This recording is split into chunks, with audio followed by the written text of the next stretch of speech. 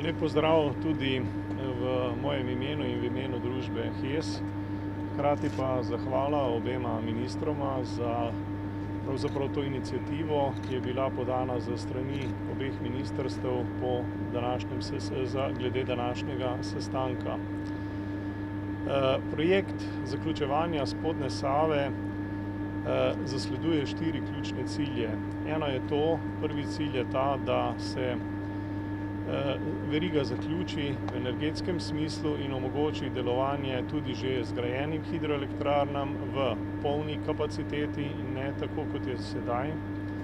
Drugi cilj, ki ga zasledujemo, je to, da je treba zaključiti protipoplavno zaščito, namreč nedopustno je zgraditi nasipe, na koncu nasipov pa pustiti odprto luknjo, skozi katero lahko voda teče in poplavlja naselja. To je absolutno potrebno zaključiti.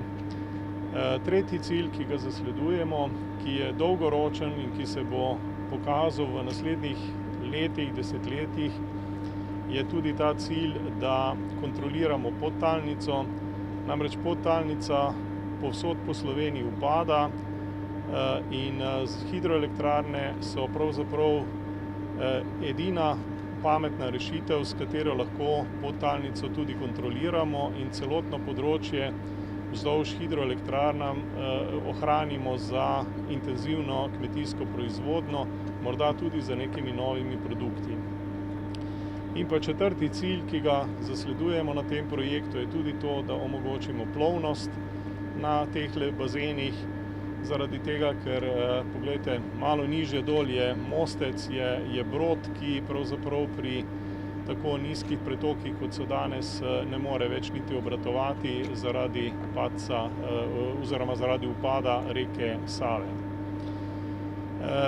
V časih, kakršni smo zdaj, ko vidimo, kako je ranljivo gospodarstvo, svetovno gospodarstvo, se mi zdi, da je ključnega pomena, da ima tudi Slovenija svojo vodo, da ima Slovenija svojo vodo, svojo energijo in pa svojo hrano.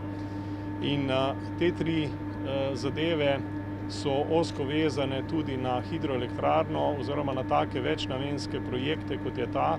In ravno taki projekti potem omogočajo tako lastno energijo, proizvodnjo lastne energije, proizvodnjo lastne hrane in pa seveda tudi ohranjanje vode na celotnem področju Slovenije.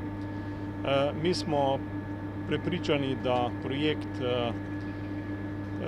gre naprej, seveda delamo v tej smeri, imeli smo dovolj tudi stikov z mednarodnimi organizacijami, da ne rečem Evropsko komisijo, in stvari so popolnoma jasne, kako priti do cilja, zato smo optimisti. Hvala.